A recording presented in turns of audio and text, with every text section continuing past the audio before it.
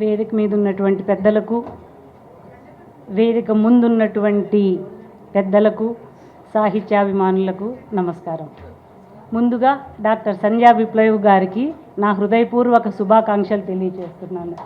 డాక్టర్గా ఉంటూ వృత్తి డాక్టర్ అయితే ప్రవృత్తి రచన చేయడం అని నిరూపించుకున్నటువంటి కొంతమంది వ్యక్తుల్లో సంధ్యా విప్లవ్ ఒకరని అనుకుంటున్నాను. హృదయపూర్వకంగా ఈ త్రికాల పుస్తకం తీసుకొచ్చినందుకు ఆమె అభినందిస్తూ ఉన్నాను. ఇంతకుముందు శివారెడ్డి గారు చెప్పినట్టు ఈ త్రికాల నవల 3 కాలాలకు సంబంధించినటువంటిది. ఇది 3 తరాల కథ అని కూడా అనుకోవచ్చు. మొదటి తరంలో గౌరమ్మ, ఆమె భర్త ఐలయ్య, రెండో తరంలో కన్నయ్య, అతని భార్య, మిగిలినటువంటి కొన్ని పాత్రలు, మూడవ తరంలో భవిష్యత్ తరంలో కనబడబోయేటువంటి ఈ విశ్వ విజేతలుగా కనిపించేటువంటి పాత్రలుగా కొన్ని పాత్రలు, అరుణ, డాక్టర్ అరుణతో పాటు సాగేటువంటి నవలలో కొన్ని పాత్రలు. ఈ పాత్రలన్నిటితో కలిపినటువంటి ఒక వ్యవహారం తెలియచేస్తూ గౌరమ్మ లాంటి వికలాంగురాలైనటువంటి ఒక స్త్రీమూర్తి, మాదిగ స్త్రీ జోగిని వ్యవస్థలో 100 మంది మగాళ్ళ దగ్గర పడుకుని, ఆ పడుకోవడంలో రోతను తెలుసుకుని ఆ రోత నుంచి బయటికి రావడానికి ప్రయత్నం చేసి సమాజంలో జోగిని వ్యవస్థ మీద ఒక తిరుగుబాటు బావుటాను ఎగరేసినటువంటి వ్యక్తిగా మనం గౌరమ్మ పాత్రను చూస్తాం. ఆ గౌరమ్మను చాలా బలమైనటువంటి వ్యక్తిగా, సంకల్పంతో కూడుకున్నటువంటి ఒక పాత్రగా చూపించడంలో రచయిత్రి చాలా ఒక గొప్పదైనటువంటి శక్తిని సమాజానికి అందించారు, నిరూపించారు అని అనిపించేటువంటి పాత్రగా మనకు గౌరమ్మ కనిపిస్తుంది. ఈ నవలంతా మనకు కరీంనగర్ ప్రాంతంలో కమాన్పల్లి నుంచి ప్రారంభమయ్యి 1950లో ప్రారంభమైనటువంటి కథ 2040 దాకా మా గతము, వర్తమానము, భవిష్యత్ కాలాలకు సంబంధించినటువంటి ఒక అద్భుతమైనటువంటి సినిమాటిక్ అప్రోచ్ ఉన్నటువంటి నవలగా మనకు కనిపిస్తుంది. అంతేకాకుండా ఒక సస్పెన్స్ థ్రిల్లర్గా కూడా ఈ నవల మనకు కనపడడానికి చక్కగా దోహదం చేస్తుంది. అంటే పాఠకుడు రచయిత్రితో పాటు ఒక ఉత్సుకత, అంటే రచయిత్రి రాస్తున్నటువంటి ఒక రచన చేస్తున్నటువంటి రచయిత్రిలో కనిపించేటువంటి ఒక ఉద్వేగం, ఒక సంవేదనా శక్తి, ఒక ఉద్విగ్నత రచయిత్రిలో ఎలా ఉంటాయో చదువుతున్న పాఠకుల్లో అవన్నీ కొనసాగడం, అటువంటి లక్షణాలన్నీ ఆ రచనలో కనబడుతూ పాఠకుల్లో కూడా ఆ లక్షణాన్ని ప్రవేశింపజేయగలగడం అన్నది చాలా ప్రత్యేకమైనటువంటి విషయం. మాదిగ స్త్రీలు మాత్రమే ఈ మాతంగి వ్యవస్థ లేదా ఈ జోగిని వ్యవస్థ, ఈ వ్యవస్థలో ఉండడము అన్నటువంటి విషయం చాలా ప్రత్యేకమైనటువంటి విషయం. చదువుతున్న ప్రతి పాఠకుడికి ఎందుకు మాదిగ సమాజంలో ఉన్నటువంటి, ప్రస్తుత సమాజంలో ఉన్నటువంటి మాదిగ జాతికి చెందిన వాళ్ళే ఎందుకు ఎన్నుకోబడుతున్నారు అనేటువంటి ప్రశ్న ప్రతి ఒక్కరిలోనూ ఉదయిస్తుంది. దానికి సమాధానం చరిత్రతో పాటు వర్తమానము, భవిష్యత్తు చెప్పవలసిన అవసరం ఉంది. బాలగోపాల్ కుల వ్యవస్థ, చారిత్రక దృక్పథం అనే అంశం మీద చాలా లోతుగా పరిశీలన చేస్తూ ఉత్పత్తి సంబంధాలు, ఉత్పత్తి శక్తులు ఈ మాదిగలు, మాలలు చేస్తూ ఉంటే దాన్ని అనుభవించేటువంటి వాళ్ళంతా సమాజంలో ఇతర సామాజిక వర్గాలకు చెందినటువంటి వ్యక్తులుగా ఉండడం, ఈ మాదిగ స్త్రీలను బ్రాహ్మణ సామాజిక వర్గం సంబంధించినటువంటి వాళ్ళందరూ ఒక వ్యవస్థ కింద తయారు చేసి వాళ్ళని ఊరి ఆస్తిగా పంపిణీ చేయడం అనేటువంటి ఈ దారుణమైన దురాగతాన్ని పోగొట్టగలిగేటువంటి వ్యవహారం మనమైనా చేస్తే బాగుండు. ఈ పల్లెల్లో ఇప్పటికీ ఈ సోషల్ ఈవిల్ ఎరాడికేట్ చేసేటువంటి పరిస్థితులు కనబడకపోవడానికి కారణం అవిద్య అనేటువంటి విషయాన్ని గ్రహించాలి అని మనం అందరం తెలుసుకోవాలి. ఈ అంశంలో ఈ చర్చ చేస్తున్నటువంటి సందర్భంలో మల్లన్న అనేటువంటి ఒక పాత్ర కనబడతాడు మనకి. ఆ మల్లన్న గౌరమ్మకు చిన్నాన్నగా ఉంటాడని నేను అనుకుంటున్నాను, చిన్నాన్న పాత్ర అనుకుంటున్నాను. అతను చాలా తక్కువ నిడివిలో కనిపించినప్పటికీ కూడా గౌరమ్మ లాంటి వాళ్ళు తిరగబడడానికి ఒక చోదక శక్తిగా ఉన్నారు అని అనిపిస్తుంది. ఇటువంటి పరిస్థితిలో నాకు ఉర్దూలో కనబడేటువంటి ఒక షాయరీ అంటాం, అంటే ఉర్దూ కవిత ఒకటి గుర్తుకొచ్చింది. అంటే ఒక నవల చదువుతుంటే ఎన్నో విషయాలకు మనం ఇంటర్లింక్ చేసుకోగలిగేటువంటి ఆలోచనను కదిలించేటువంటి నవల రావడం చాలా అపురూపం. అటువంటి నవల ఇదే నేను అనుకుంటున్నా. ఉర్దూలో ఒక షాయరీ గుర్తుకొచ్చింది.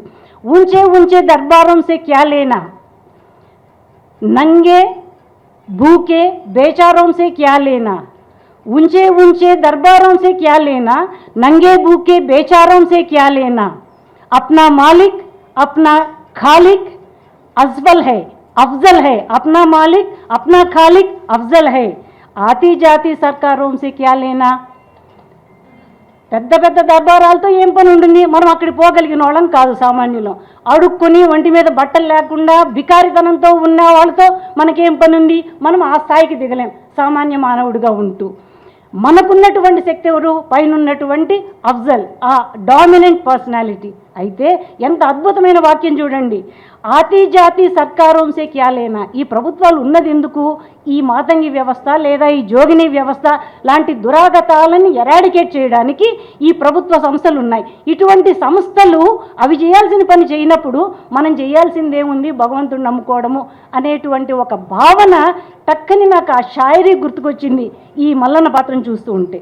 ఓకే, ఇంకొక షాయరీ కూడా నేను చెప్పాలని అనుకుంటున్నా. झूठों से कहा है, झूठों ने झूठों से कहा है, सच बोलो. सरकारी ऐलान हुआ है, सरकारी ऐलान हुआ है, सच बोलो.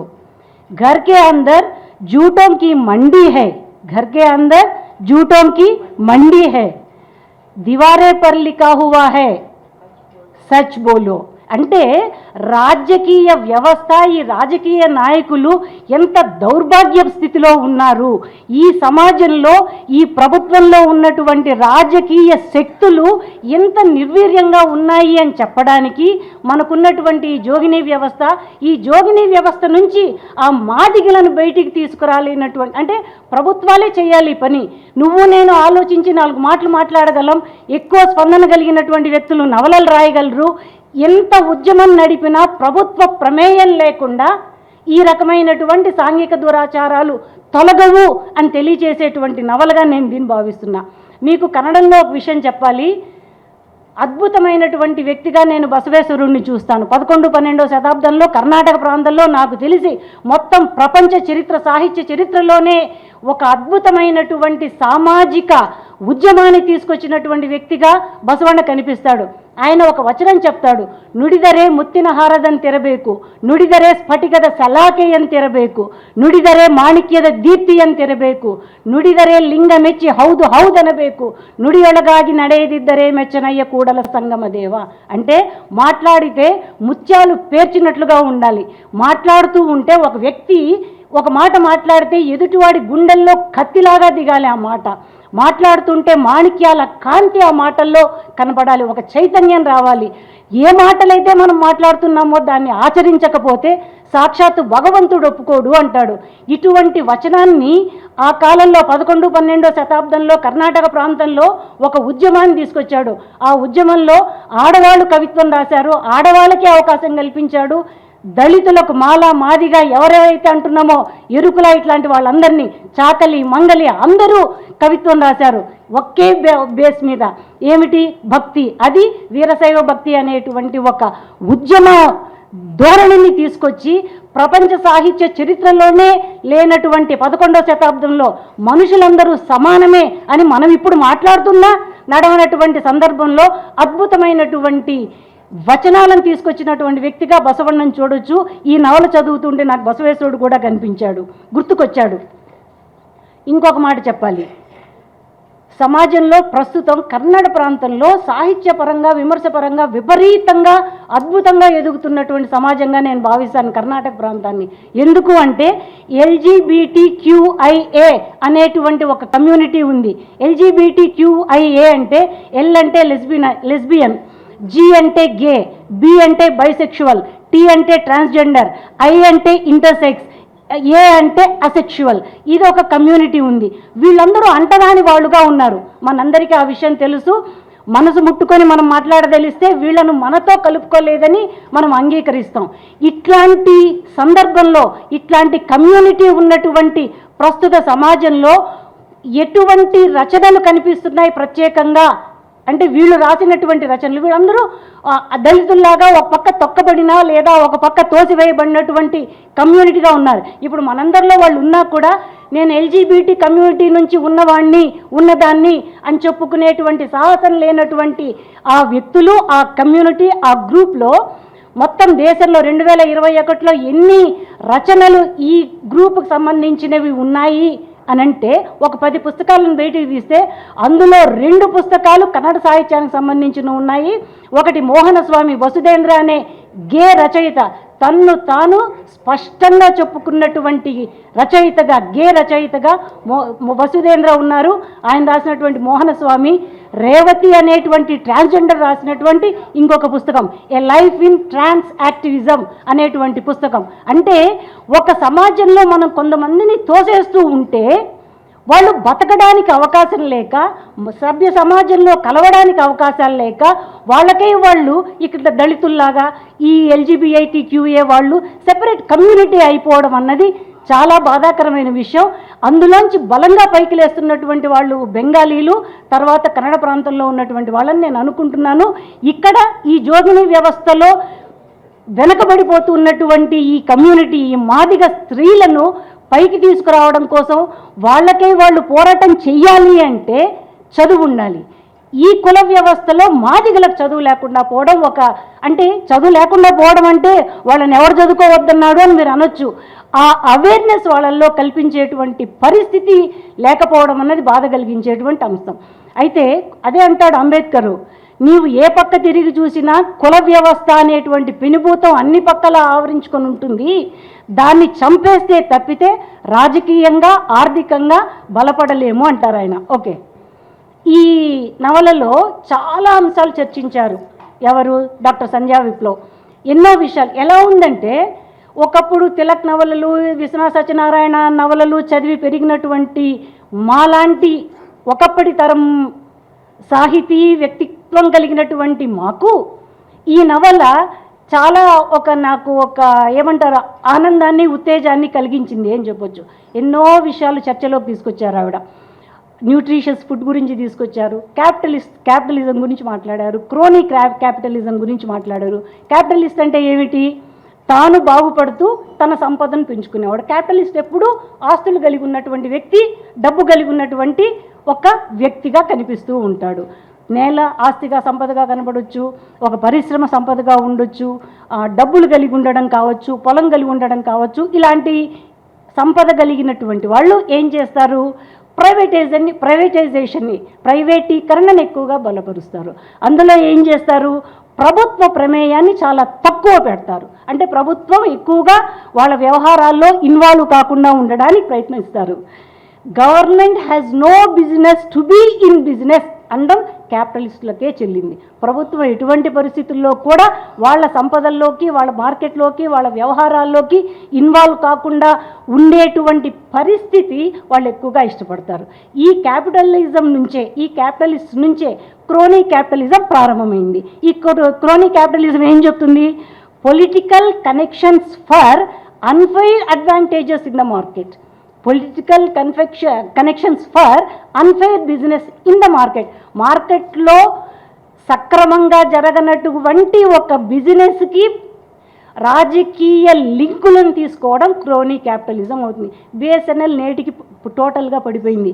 55 లక్షల కోట్ల వ్యవహారాల లోటు బడ్జెట్లో పడిపోయిన స్థితి. అంటే పబ్లిక్ సెక్టర్స్ ఏవి బతకలేనటువంటి పరిస్థితి కనిపించేటువంటి సమాజంలో మనం ఉంటున్నాం. ఈ క్రోనీ క్యాపిటలిజం కానివ్వండి, ఈ క్యాపిటలిస్టులు కానివ్వండి, వీళ్ళందరి ఇన్వాల్వ్మెంట్ ఉండడంతో సమాజంలో ఉన్నవాడు, సంపద ఉన్నవాడికి సంపద మరింత పెరుగుతూ పోతుంది. పేదరికంలో ఉన్నటువంటి వాడు మరింత పేదరికంలోకి నెట్టివేయబడుతూ ఉంటాడు. వాడు అక్కడ ఉండేంత కాలం పైకి రాకుండా ఉండడానికి మనం జియోలు ఇస్తాం, రిలయన్స్లు ఇస్తాం, మొబైల్స్ ఇస్తాం, 3 నెలలు ఫ్రీ జియో నెట్వర్క్లు ఇస్తాం. వాడు అవి చూసుకుంటూ కూర్చుంటాడు. నేను ఎదగాలి, మారాలి అని అనుకోవడం మానేస్తాడు. సో ఇట్లాంటి ఒక నూతనమైనటువంటి ఆలోచన విధానాన్ని పాఠకుల్లో సంధ్యా విప్లవ్ చక్కగా తీసుకొచ్చారని నేను అనుకుంటూ ఉన్నాను. ఇంకొక నచ్చిన అంశం ఈ నవల్లో 3 తరాల కథను మనకు తెలిసింది. గతంలో ఉన్నటువంటి గౌరమ్మ తన బిడ్డను పెంచి పెద్ద చేయడంలో ఆమె పడినటువంటి చేసినటువంటి పోరాటం చూసాం. ఆమె కొడుకుగా కన్నయ్య నిలబడి ఒక 6 ఏళ్ల అమ్మాయిని, అరుణ అనేటువంటి ఒక అమ్మాయిని రక్షించడం, అంటే జోగిని వ్యవస్థలోకి వెళ్ళబోతున్నటువంటి అమ్మాయిని రక్షించడం కోసం తను సమస్యల్లో పడకుండా ఉండడానికి ఒక కాలేజ్ ప్రిన్సిపల్ అబ్బాయిని పక్కకు తప్పించి ఈ అమ్మాయిని రక్షణగా ఒక చోటికి పంపించడం. గ్యాప్ వచ్చేస్తుంది. కన్నయ్య ఈ అమ్మాయి కోసం వెతుకుతుంటాడు విదేశాల నుంచి. ఈ అమ్మాయి ఇక్కడ నిలబడి నన్ను రక్షించిన వ్యక్తి ఎవరా అని ఆలోచిస్తుంటుంది. అందుకే నేను అన్నాను సస్పెన్స్ థ్రిల్లర్ లాగా అనిపించేటువంటి నవల అని. చివరికి వాళ్ళందరూ కలుసుకోవడం కనిపిస్తుంది. ఈ తర్వాత భవిష్యత్ తరంలో న్యూట్రిషియస్ ఫుడ్ ఇవ్వగలిగేటువంటి ఒక జిఎఫ్పి గ్లోబల్ ఫుడ్ ప్రాసెస్ అనుకుంటాను.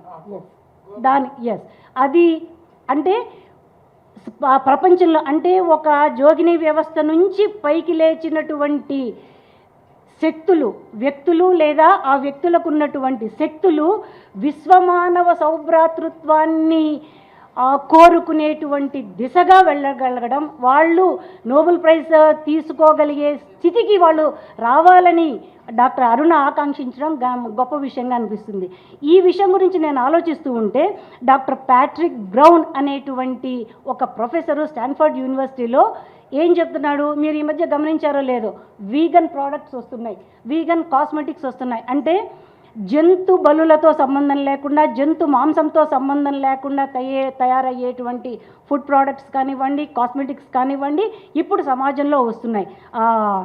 మన ప్యాట్రిక్ బ్రౌన్ ఏమంటారంటే replacing meet with plant derived sources of protein. మనకు ప్రోటీన్ కావాలని చికెన్ తింటాం, మీరు మాంసం తినాల్సిన అవసరం లేదు.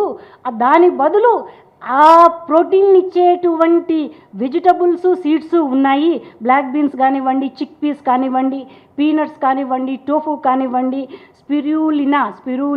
స్పిరులినా అనేటువంటి ఈ గింజల నుంచి మీకు తగినంత ప్రోటీన్ లభించేటువంటి అవకాశం ఉంది.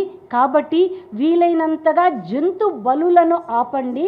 తద్వారా 80% మనం ఈ సమాజానికి పట్టినటువంటి ఒక దరిద్రపు లక్షణాన్ని నివారించడానికి వీలవుతుంది. పచ్చటి చెట్ల ద్వారా, ఆ చెట్ల ద్వారా వచ్చేటువంటి కూరగాయల ద్వారా వాటిని తింటే కూడా మనకు జంతు బలులు తగ్గుతాయి, జంతు హింస తగ్గుతుంది, మనుషులందరూ కూడా బాగా బతకగలిగేటువంటి ఒక అవకాశం లభిస్తుంది అని తెలియజేసేటువంటి ప్యాట్రిక్ బ్రౌన్ గుర్తుకొచ్చాడు నాకు. ఇందులోనే అరుణ హస్బెండ్ విశాల్ అనేటువంటి ఒక పాత్ర ఉంటుంది. గొప్ప న్యూట్రిషనిస్ట్గా అతను తయారవ్వాలనుకుంటాడు.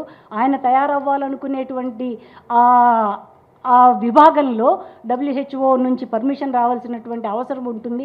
ఇలా చక్కగా ఒక కల్పిత తత్వాన్ని, ఒక వాస్తవిక చిత్రణను జమిలిగా అద్భుతంగా ప్రదర్శించినటువంటి నవలగా నేను సంధ్యా విప్లవ్ గారు రాసినటువంటి త్రికాల నవలను చూస్తున్నాను. ఇంత మంచి నవల రాసినందుకు ఆమెను అభినందిస్తూ తప్పకుండా మీరందరూ చదవాలని నేను మీకు ఒక సలహానిస్తూ నాకు ఈ మంచి అవకాశం ఇచ్చిన మీ అందరికీ నమస్కారాలు తెలియజేసుకుంటూ సెలవు.